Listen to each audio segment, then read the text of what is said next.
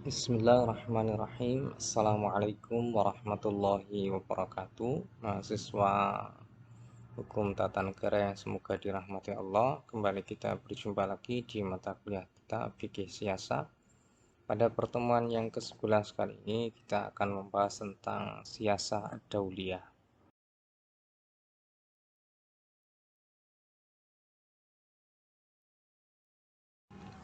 Apa yang dimaksud dengan siasat ad-dauliyah? Pengertiannya, kawan-kawan bisa dilihat di sini bahwa siasat bisa diartikan sebagai istilah politik, sedangkan dauliyah dari kata daulah artinya bisa negara, bisa kekuasaan atau kekuatan. Nah, jadi siasat ad-dauliyah bisa diartikan sebagai politik hubungan internasional dalam perspektif fikih siasat. Nah, di sini yang akan kita bahas adalah bagaimana sebenarnya pola hubungan negara Islam dalam dunia internasional, di mana kaitannya dengan hal tersebut yang kita gali adalah sebagai sumber hukumnya Al-Quran, Al-Hadis atau kebijakan-kebijakan Rasulullah Shallallahu Alaihi Wasallam, kaitannya dengan hubungan dengan negara lainnya dalam hubungan internasional maupun ijtihad para alim ulama.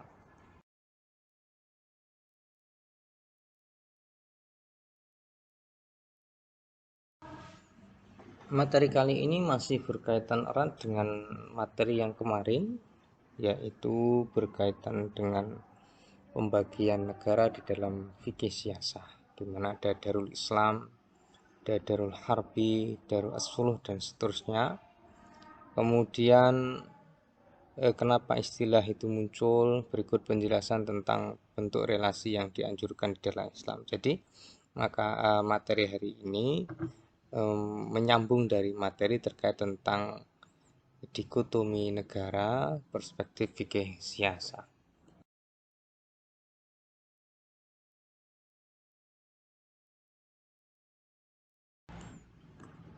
Di dalam prinsip-prinsip hubungan internasional yang diajarkan oleh Islam atau pola atau bentuk hubungan internasional di dalam Islam, kaitannya antara negara satu dan negara lainnya, kawan-kawan bisa lihat di dalam surat Al-Mumtahanah ayat 8, yaitu surat Al-Hujurat ayat 13, surat Al-Anfal ayat 61, surat An-Nahl ayat 125, kemudian surat Al-Baqarah ayat 256, begitu juga tentang di surat At-Taubah ayat 7.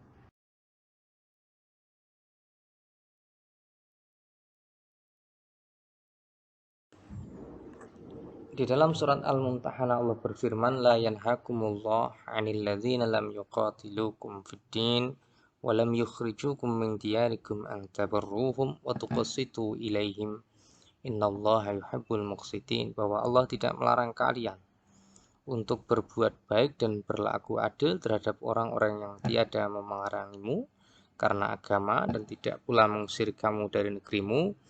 Sesungguhnya Allah menyukai orang-orang yang berlaku adil. Di dalam surat Al-Mumtahanah ayat 8 ini dapat kita ambil kesimpulan bahwa sesungguhnya Islam mengajarkan kedamaian, mengajarkan yaitu ketentraman, ya, baik hubungan yang bersifat antar individu, apalagi yang bersifat komunitas yang besar antara negara satu dan negara yang lain. Ini bertolak belakang dengan apa yang dituduhkan kepada umat Islam oleh orang-orang yang tidak suka dengan Islam, bahwa Islam itu adalah ajaran agama yang ditegakkan dengan pedang atau kekerasan. Kemudian di dalam surat Al-Anfal ayat yaitu 61 Allah berfirman, wa in janahu lis-salmi fajnah laha wa tawakkal 'ala Allah innahu huwas samiul alim. Allah berfirman, dan jika mereka condong kepada perdamaian maka condongkanlah kepadanya dan bertawakallah kepada Allah, sesungguhnya dialah yang maha mendengar lagi maha mengetahui. Jadi bahwa prinsip dasar hubungan di dalam negara Islam dengan negara-negara lainnya adalah damai, ya, bukan perang, ya, bukan permusuhan, itu benar-benar ada di dalam hukum Islam, yaitu sumber hukum Islam, diantaranya surat Al-Mumtahanah ayat 8 tadi dan surat Al-Anfal ayat 61 yang baru saja kita baca.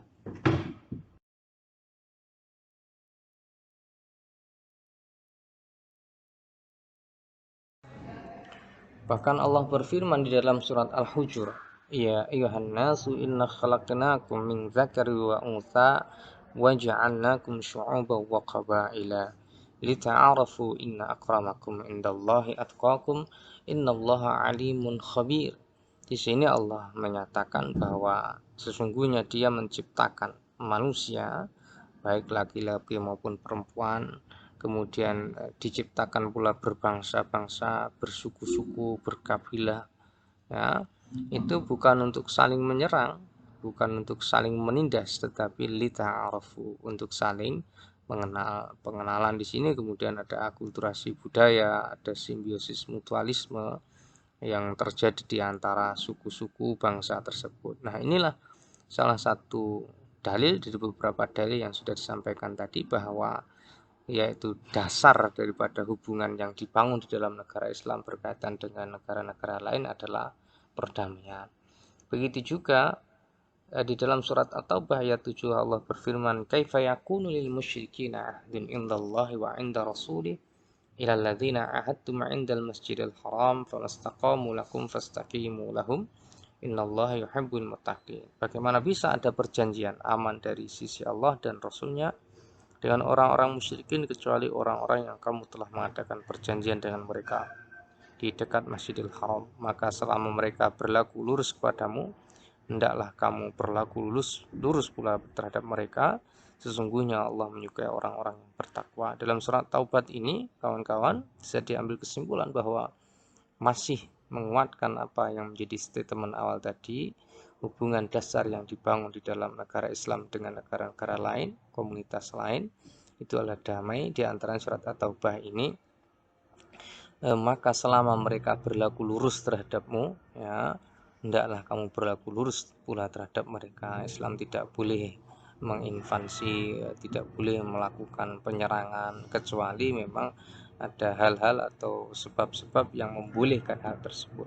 Jadi peperangan atau pertempuran, konflik-konflik yang dilakukan di dalam negara Islam, ya, perspektif fikih siasah itu adalah bukan karena ambisi ekonomi dan lain sebagainya, tetapi karena ada faktor-faktor yang dibenarkan oleh syariat. Misalnya di dalam surat At-Taubah itu, jika perjanjian yang dibuat oleh kedua negara atau dua komunitas itu kemudian dilanggar oleh salah satu pihak,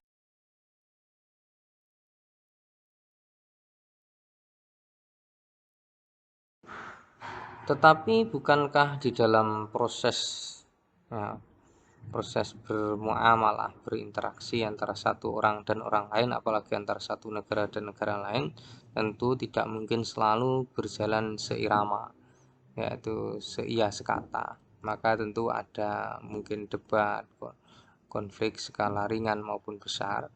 Maka di dalam Islam pun diajarkan bagaimana, ya, kita menyuarakan ide kita, gagasan-gagasan kita kepada komunitas lain atau orang lain, baik itu bersifat dakwah atau mungkin beradu argumen.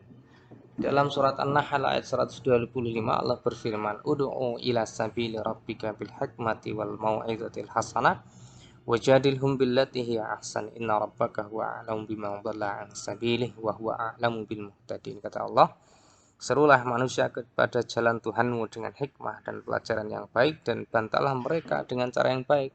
Sesungguhnya Tuhanmu dialah yang lebih mengetahui siapa yang tersesat dari jalannya, dan dialah yang lebih mengetahui orang-orang yang mendapatkan petunjuk. Jadi bahwa ketidaksepakatan, bahwa seekata antar hubungan antar kedua komunitas, dua orang, dua pihak maupun dua negara itu mungkin sangat tidak mustahil untuk terjadi atau niscaya terjadi. Tetapi meski demikian, di dalam sumber hukum Islam Al-Quran surat An-Nahl ayat 125 tadi menegaskan bagaimana cara kita menawarkan ide dan gagasan kita, kemudian bagaimana cara kita beradu argumen, ya, wajadilhum billati hiya ahsan, seperti itu.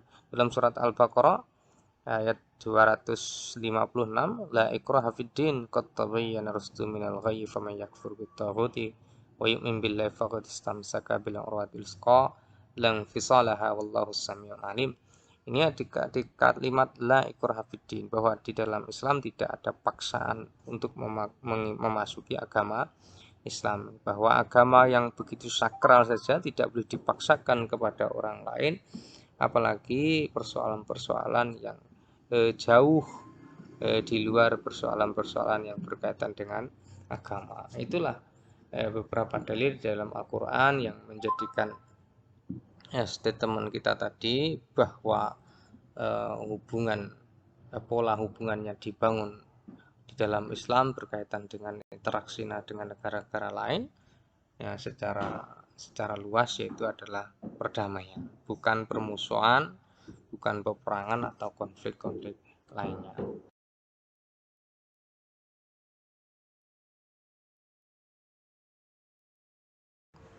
Mungkin ada sebuah pertanyaan yang berkaitan dengan hal ini, yaitu bagaimana kemudian sejarah perang yang terjadi dalam Islam, misalnya Islam berperang melawan Romawi, Persia, dan lain sebagainya. Nah, maupun melawan bangsa Arab sendiri, ya. Kalau kita lihat di dalam surat Al-Mumtahanah di awal tadi, ayat 8, perang yang dilakukan oleh umat Islam yang diperintahkan oleh Rasulullah adalah perang karena diusir dan dizalimi atau untuk melindungi diri, yaitu seperti terjadi dalam peristiwa perang Badar, karena umat Islam yang di Mekah yaitu diintimidasi, kemudian disiksa, dimusuhi oleh orang-orang Quraisy, sehingga mereka untuk menjaga imannya harus pindah ke negeri Madinah dan seterusnya, maka pecahlah peristiwa perang Badar. Kemudian yang kedua, karena umat Islam diperangi sehingga mereka harus melawan. Dalam surat Al-Baqarah ayat 190, waqatilu fis sabilillahi alladzina yuqatilunakum wa la ta'tadu innallaha la yuhibbul mu'tadin. Kata Allah, dan perangilah di jalan Allah orang-orang yang memerangi kamu, tapi janganlah melampaui batas. Jadi perang di dalam Islam itu bukan perang ofensif tapi defensif, untuk melindungi diri, ya. Seperti itu yang terdapat di dalam ajaran agama.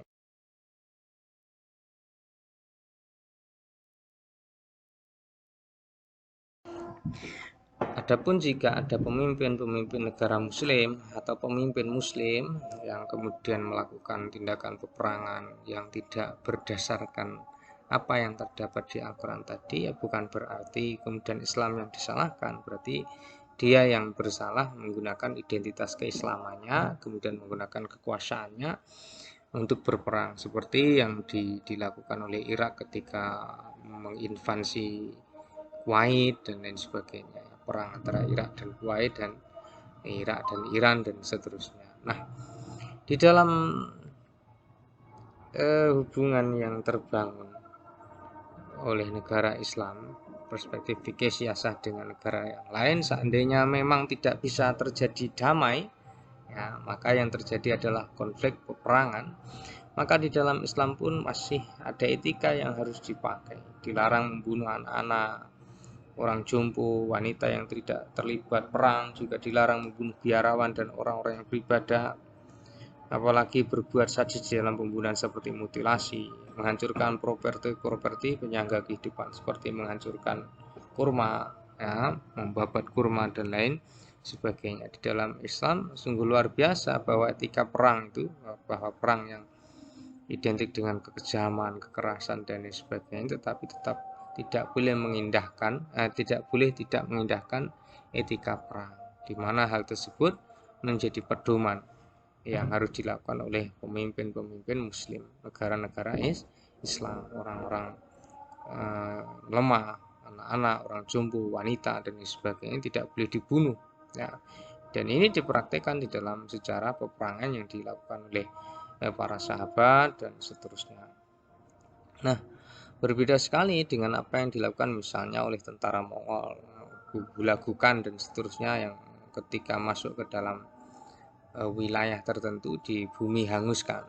pun juga berbeda dengan yang terjadi misalnya oleh negara adidaya seperti Amerika ketika perang Vietnam dan Amerika, yang di situ luar biasa sekali ya, orang-orang yang tidak mampu, orang-orang yang lemah pun ikut hanyut dalam penumpasan.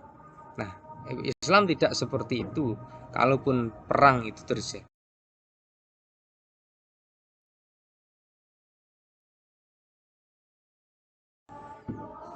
lalu persoalan selanjutnya berkaitan dengan bagaimana bentuk perlakuan terhadap non-muslim secara individual yang nanti kemudian secara komunitas yang lebih banyak. Sesama muslim wajib dijaga keselamatannya, itu pasti. Perbedaan kewarganegaraan tidak menjadi soal, bahwa harus saling menjaga keselamatan. Irudun wa malun, ya. Harga diri, kehormatan, harta bendanya harus dijaga meskipun berbeda kewarganegaraan, berbeda negara. Sesama orang muslim harus seperti itu. Rasulullah bersabda, qala Rasulullah sallallahu alaihi wasallam, man syahida la ilaha illallah wastaqbala qiblatana wa shalla wa akala zabihatana. Mohon maaf tulisannya kurang jelas ya, salah itu. Wa akala zabihatana fadzalikal muslimul ladzi lahu zimmatun wa zimmatullahi wa rasulihi. Bahwa intinya orang yang sudah menjadi muslim itu wajib dijaga oleh sesama muslim lainnya, ya, darahnya, kemudian juga harta bendanya, kehormatannya, dan seterusnya. Nah, adapun kepada non muslim yang secara individu, maksudnya hubungan yang bersifat khusus ya, kecil ya, ahlul zimmi ya, orang non muslim itu dibagi menjadi beberapa golongan. Di antaranya pertama adalah ahlu zimmi. Ahlun artinya kerabat atau keluarga, zimmi artinya janji, jaminan atau keamanan. Nah, ahlu zimmi ini adalah orang-orang non muslim yang mendapat jaminan keamanan. Nah, mereka adalah non muslim yang tinggal di negara Islam, yang balik, berakal, merdeka, dan mampu membayar jizyah atau fikih. Di dalam fikih klasik, mohon maaf ya, dan membayar jizyah. Dulu non muslim ahlu zimmi yang tinggal di negara Islam wajib membayar jizyah. Ini dibahas di dalam fikih klasik, meskipun untuk sekarang kontemporer ya, untuk masa sekarang kewajiban tersebut ya mungkin bisa dihapuskan. Jadi sesama warga negara berbeda agama itu menjadi soal yang biasa, karena ternyata persoalan membayar jizyah pun bukan berasal dari hukum Islam, tetapi dari budaya sebelumnya, yaitu budaya Persia ketika Raja Persia Anushirwan memberlakukan jizyah kepada orang-orang yang bukan warga negara yang menjadi warga negara, yaitu Persia. Nah, seperti itu. Nah, kaitannya dengan mereka ahlu zimmi itu hadis Nabi sangat jelas, man adzadinian faqad adzani. Siapa yang menyakiti zimmi ya, maka dia sungguh seperti menyakiti diriku. Maka di dalam Islam perlakuan kepada non muslim ya yang mendapat jaminan keamanan itu ya hampir sama dengan perlakuan kepada orang-orang muslim, yaitu sama-sama dijamin keamanannya, tidak boleh dinodai yaitu kehormatannya, tidak boleh diganggu keselamatannya, dan seterusnya.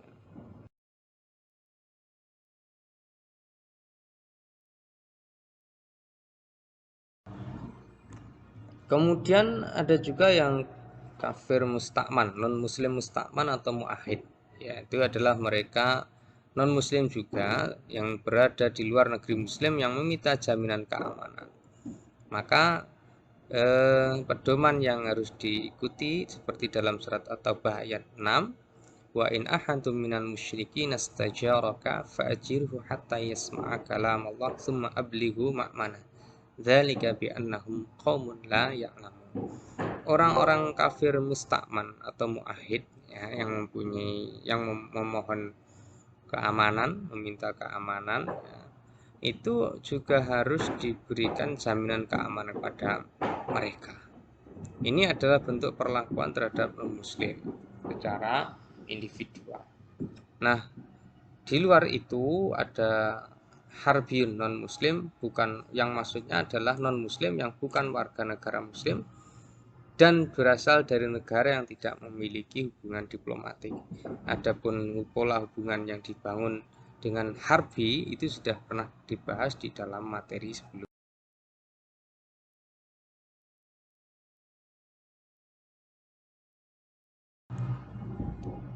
Nah, kawan-kawan, slide ini adalah penutup dan peringkas dari bahasan slide-slide di atasnya tadi. Bahwa hubungan diplomatik yang terjadi di dalam Islam kaitannya dengan interaksi negara dengan negara lain itu asasnya adalah damai. Maka kedamaian, perjanjian sangat dikedepankan, dan kemudian negara terikat dengan perjanjian yang telah disepakati. Hal ini sebagaimana dalam surat Al-Maidah ayat 3, surat An-Nahl ayat 91 maupun 92, dan juga yang diperhatikan oleh Rasulullah Shallallahu Alaihi Wasallam. Rasulullah itu di dalam perjanjian Hudaybiyah pernah terikat perjanjian, ya, mohon maaf, Rasulullah di dalam perjanjian Hudaybiyah itu pernah mengembalikan, ya, putra Suhail, yaitu Abu Jandal.